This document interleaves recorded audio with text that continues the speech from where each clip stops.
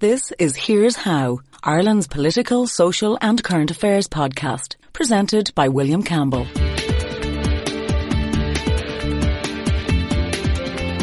Thank you for downloading episode 26 of Here's How. In the coming podcasts, I'm going to try and interview one candidate from each of the political groups to get them to explain their party's platform in the upcoming election. First up, the Independent Alliance.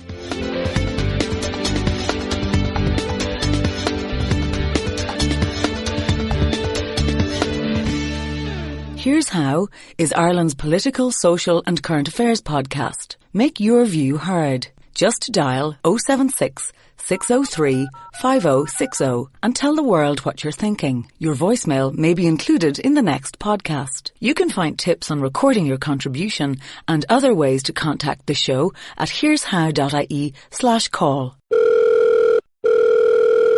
I've got on the line Finian McGrath, Independent TD from Dublin Bay North, who will be running in the next election with the Independence Alliance. Finian, what is the Independence Alliance?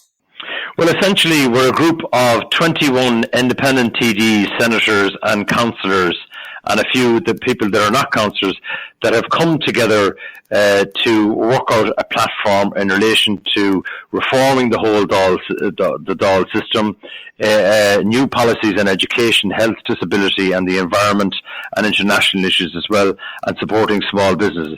But we've come together and we've drafted a charter for government, a 2016 charter, and it basically sets out 10 principles where we all agree. Of course, we're all running as independent candidates and we retain our integrity as an independent candidate, but we set down and worked out a charter that we all agree on, and we agree to these 10 principles. And it's a very unusual kind of, it's a radical step, but it's also, our theme is radical but responsible, because we're interested in playing a part in the government of our country, but also in changing Irish politics. I understand. I'm looking at the charter, and one thing that about voting for a party, you mightn't like the people, a little bit like you mightn't like McDonald's, but whether you go into McDonald's in Dublin or Dubai, you'll know exactly what you're getting. Is there a danger that sometimes when you're voting for an independent TD, you might get, a completely random selection of policies that you never really knew about because you didn't have as much information about the independent TD? No, because we've dealt with that issue, because of course we are a very diverse group, and I accept to say there would be lots of differences between myself, let's say, and Shane Ross and some other members of the group in relation to some particular policies.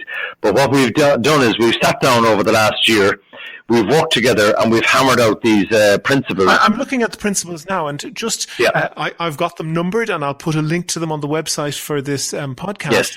But number one says strip politicians of power to make political appointments. That sounds like a great idea. Basically, instead of the minister calling up his friend, you've got a system that's essentially like a HR department in a company that looks at people's CVs and appoints the right people. Yeah. Number four says bankers, if no reform, no privatisation. Well, you don't go into exactly what the reform is, but I wouldn't expect that, in a bullet point, but it's a good point. And also number 9 says all insiders in public life or guardians of public money must be held accountable. And that seems absolutely sensible to me. But number 5 and number 10 says equal rights regardless of gender, creed or age, and women removing all obstacles to achieving full potential. Are there any legal inhibitions on people's equal rights that you want removed? Well, this morning, for example, I was at Trinity College, and I was attending a meeting of all people with disabilities and their families there, and they themselves felt that the modern Irish society would take, for example, in relation to transport, the facilities are not there for disabled people and families to access properly the services.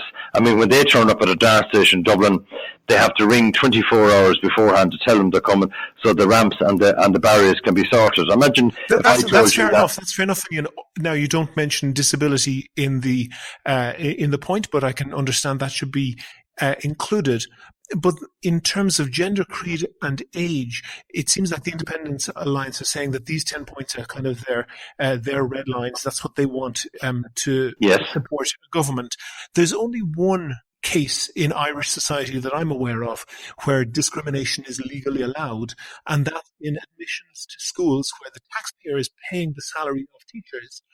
Those teachers can be fired if the person that's employing them but doesn't pay their salary, that's generally the Catholic Church, doesn't like the way they live their life. So are you saying that in the case where, for example, now if a primary school teacher's boss finds out that she's a lesbian, that boss is entitled to fire her? Are you saying that you won't go into government unless that law is changed? Absolutely, and we feel like that's stressed very strongly in section and principle 5, because we strongly believe in equal access in relation to education, and that's something, and also for those who work on the education service. The corollary of that then is the other place where discrimination is allowed is again, state-funded schools can exclude people on the basis of religion.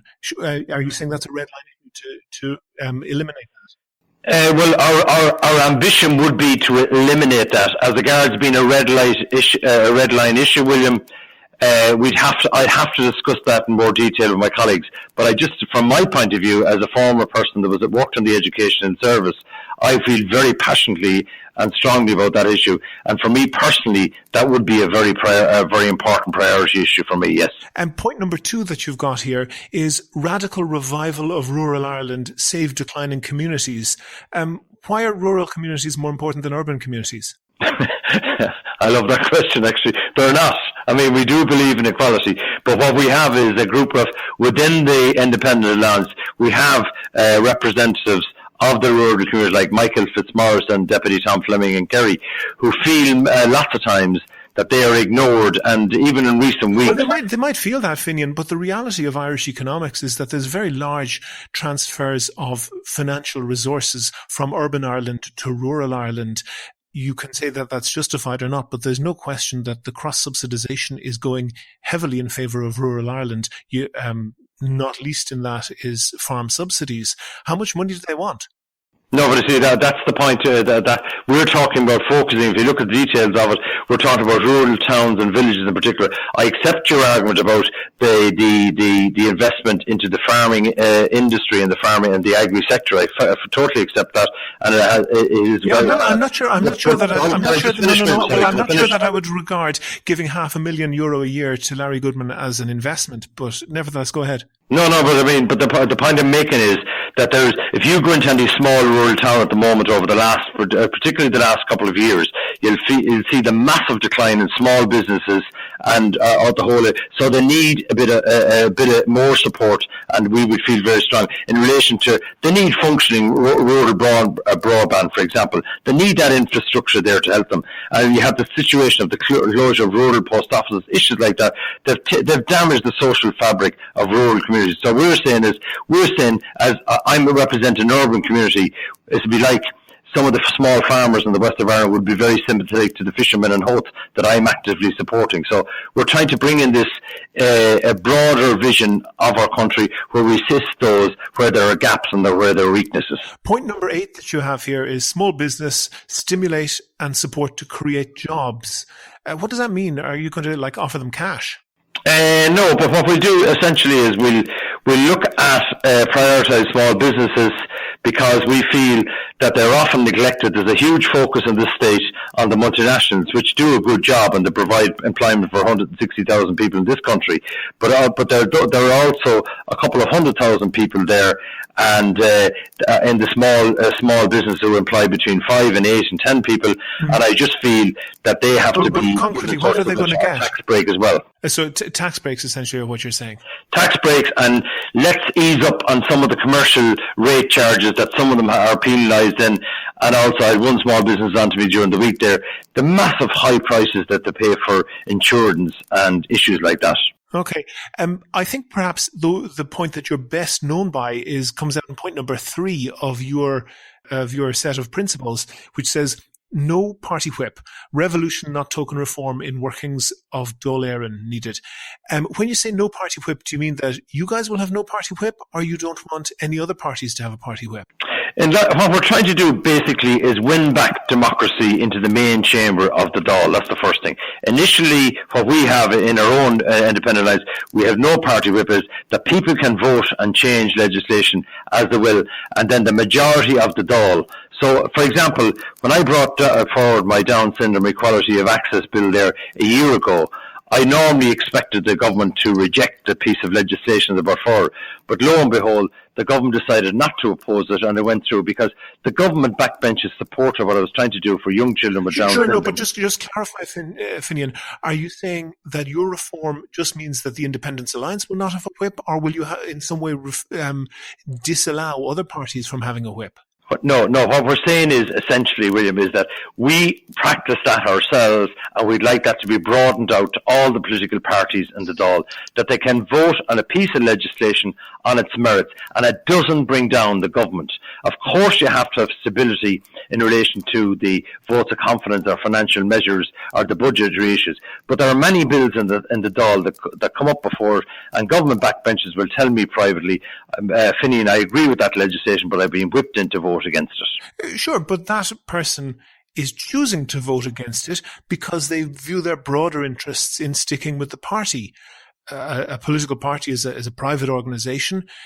Surely, constitutionally, they have a right to make their own internal rules. And if one of those rules is you vote with us or you get kicked out, then that surely is protected in the Constitution, isn't it?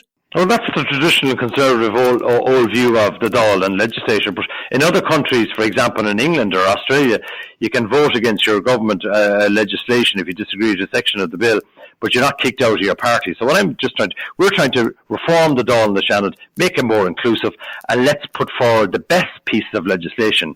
And this business of that the government over the last number of years has been guillotining just before Christmas piece of legislation is not professional, but then it also leads to huge mistakes, and we've seen mistakes made because of rushed legislation.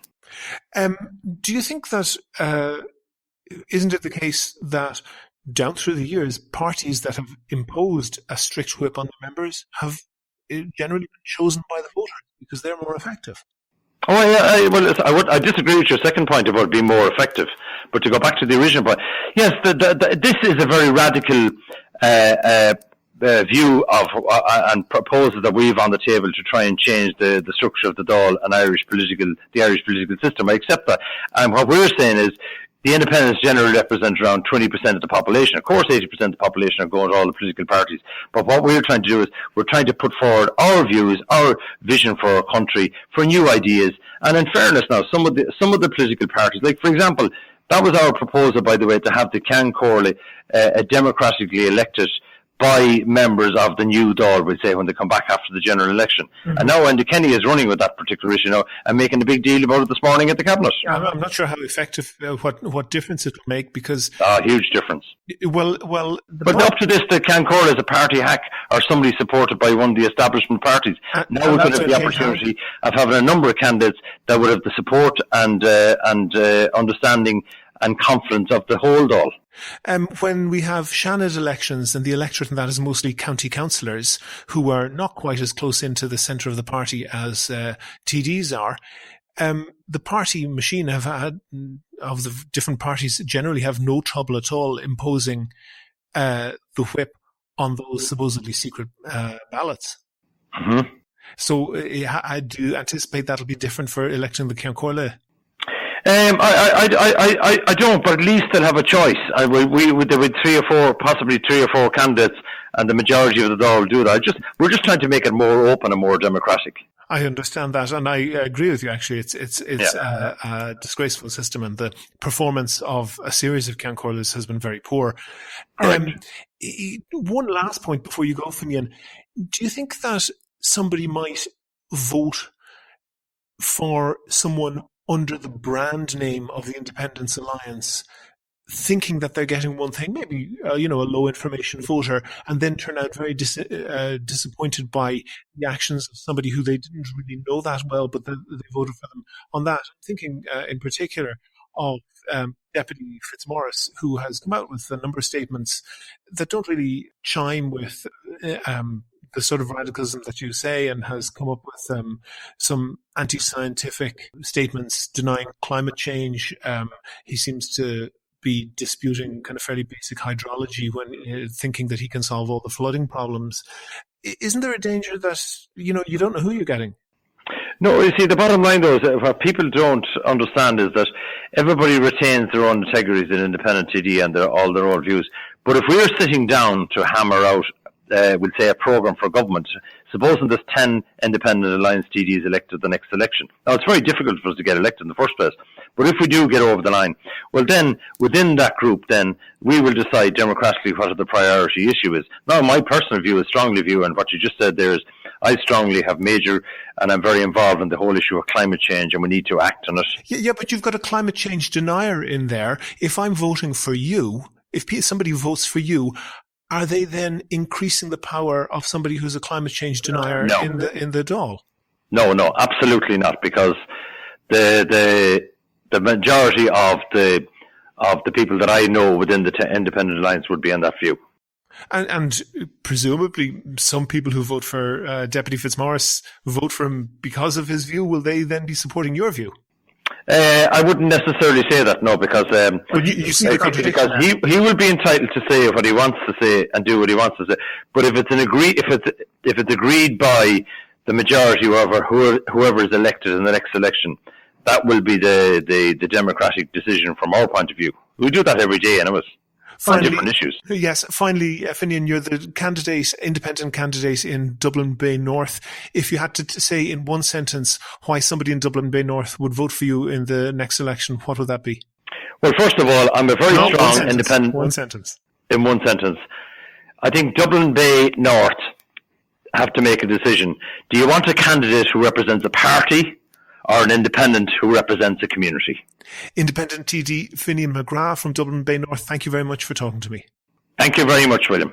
Make your view heard. Dial 076 603 5060 and leave a contribution for the show. You can find tips on how to record a good contribution and other ways to contact the podcast at here'show.ie/call. That's almost the end of episode 26 of Here's How, Ireland's political, social and current affairs podcast, published on the 19th of January 2016. You can see links for the parties and candidates interviewed on the page of each episode of the podcast.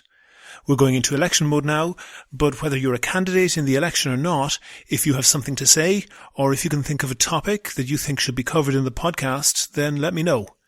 If you like the podcast, please go on iTunes and give it a rating or even a nice review. Also, please like the show on Facebook. Please follow @Here's How Podcast on Twitter.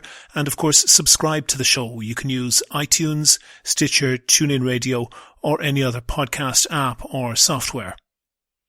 You can do all of that or get in touch with the show right from www.here'show.ie.